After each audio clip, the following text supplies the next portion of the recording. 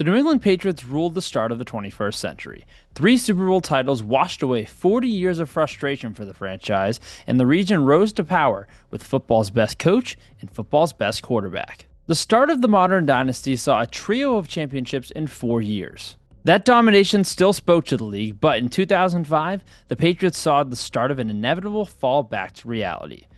New England lost its first playoff game of the Brady-Belichick era in the 2005 AFC Divisional round, when the Denver Broncos knocked off the defending champions. That ended a 10-0 start to Brady's postseason career and showed the NFL that beating the Patriots in January wasn't totally impossible. The Patriots remained a contender in 2006, but certainly weren't the favorites to go to Super Bowl 41. The sudden underdogs found their way to San Diego in the divisional round against the clear favorites in the San Diego Chargers. That Sunday afternoon in January 2007, the AFC contenders battled through one of the wackiest yet often overlooked playoff tilts of the decade. The best way to describe it? A chaotic classic.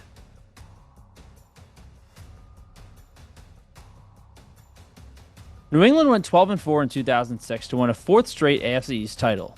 Belichick's veteran defense stood tall as one of the more productive units in the league. The offense, however, lacked efficiency and took some shine off the potential of the team. Brady, a three-time champion and an established star, had to dig deep all season long with a depleted receiving core that consistently underachieved and simply did not have much talent at all.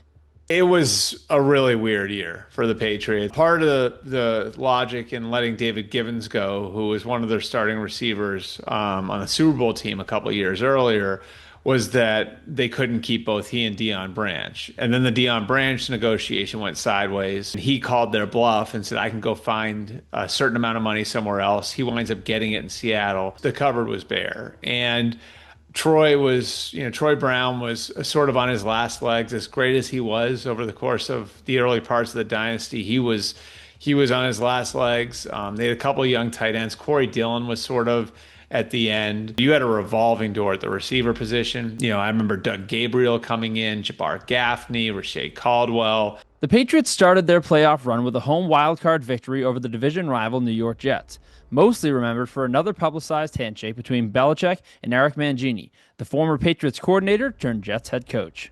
The win earned New England a trip west to San Diego to take on the number one seeded Chargers.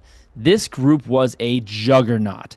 14 wins, an emerging talent in quarterback Phillip Rivers, a ferocious defense led by young phenom Shawne Merriman, and the dynamic league MVP in LaDainian Tomlinson. San Diego was stacked, with every reason for fans, the media, and opposing teams to believe they'd be the ones holding Lombardi Trophy in February. The Chargers were an absolute wagon. That Chargers team, I'd still maintain, was probably one of the more talented teams I've ever seen in person. LaDainian Tomlinson in his prime, Marcus McNeil at left tackle. Vincent Jackson was a young player who was coming of age. Antonio Gates in his prime. On defense, having Shawne Merriman and Sean Phillips. Donnie Edwards at linebacker. Jamal Williams was one of the best nose tackles in football. Quentin Jammer and Antonio Cromartie. You looked all over that roster, and there were freaks everywhere. Fast, strong, explosive, and I think we all would agree as a defense and a team, along with Coach Belichick, that we would rather have had LaDainian Tomlinson in the game rather than Mike Turner. Mike Turner, man, he was a bruiser, and he was one of those guys that just wear your defense down.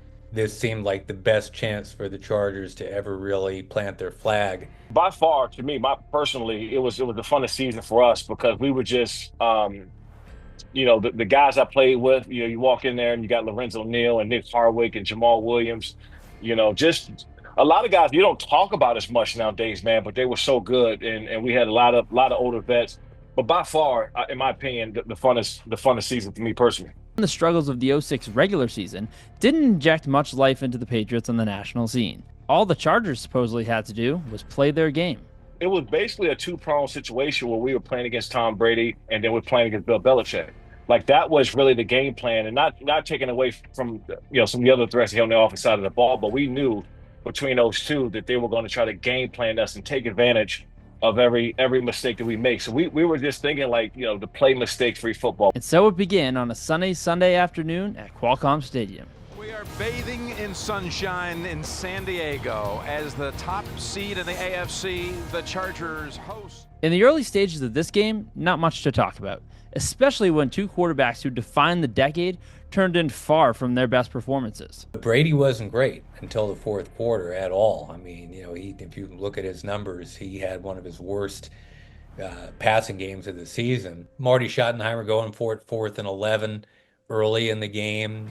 Mike Vrabel had a huge sack.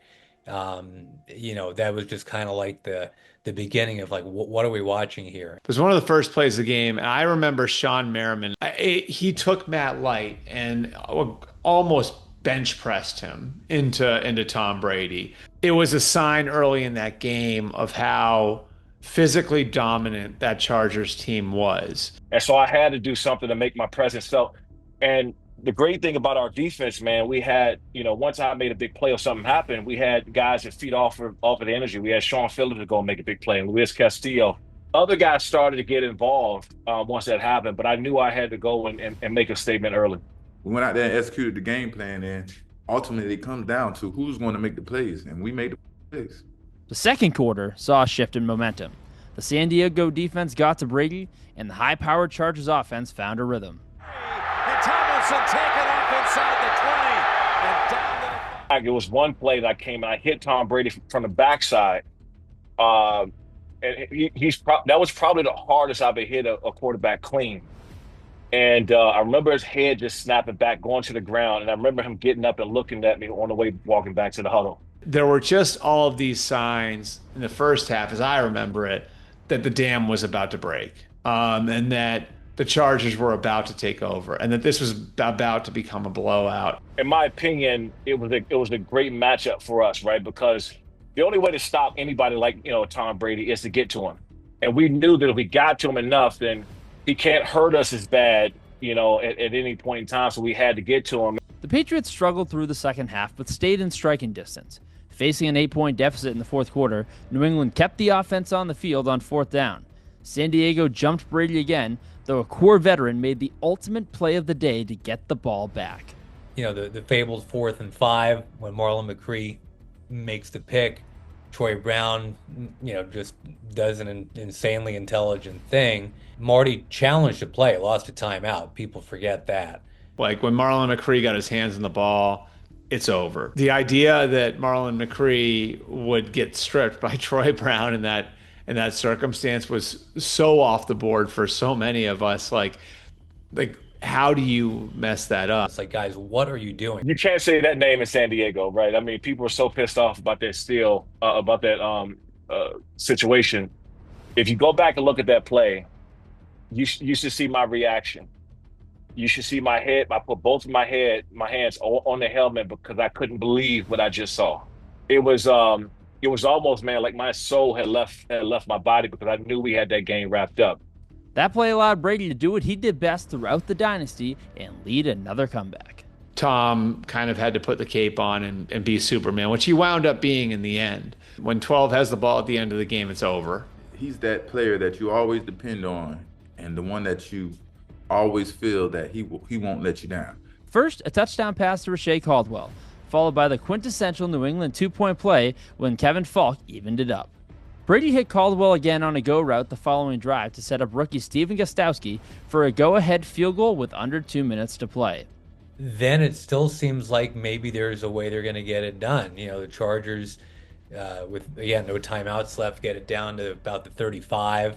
You're asking Nate Kading again on kind of a chilly, what's now an evening in San Diego, and the ball just does not carry. The Chargers got one final chance to send the game to overtime, but Nate Kading's kick sailed wide right. The Patriots pulled off a memorable upset, and a few players made sure to let the Chargers know about it.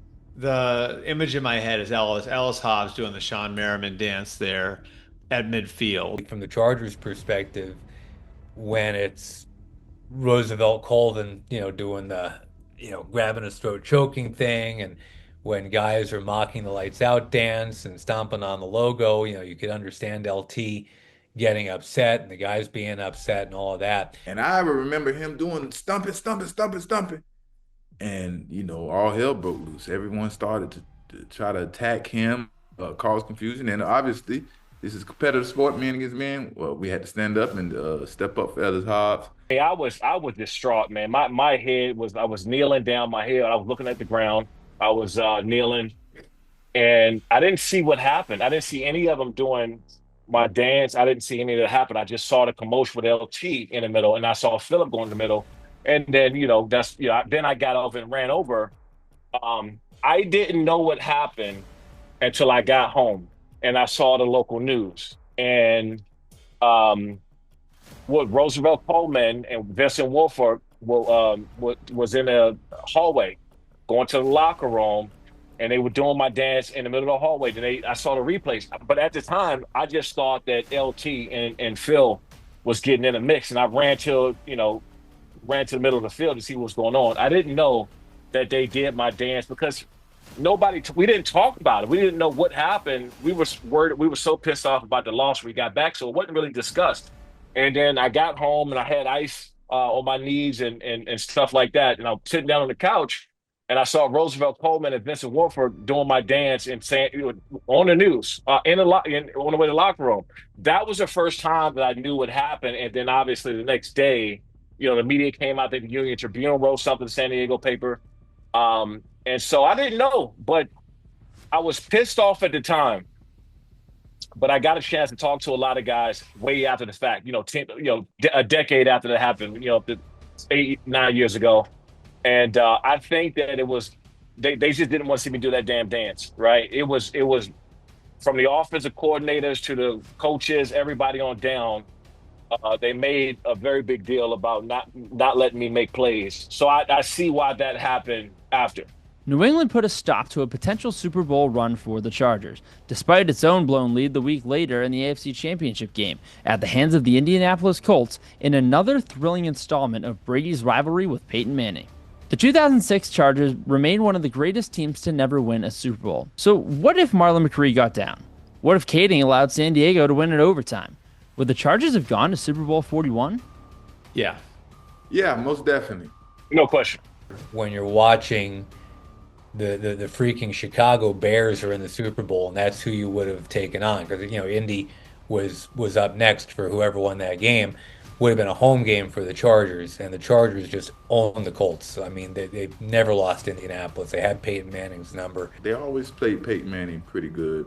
They definitely had the team and talent. I'm just questioning Phillip Rivers, would he deliver when it was time, But I feel very confident that we got past the Patriots, that we would have been playing in the Super Bowl. In the grand scheme of New England's dynasty, 6 Super Bowl titles and other playoff thrilling wins ultimately buried this matchup, though its impact on Patriots history as a whole should not be forgotten. Like, those Chargers teams are right there with any team as far as most talented team never to make it to a Super Bowl. Full marks to New England, but man, just you talk about eating your heart out. I mean, just a really, really tough thing for a Chargers team that I think would have been remembered a lot differently if they just gotten out of their own way.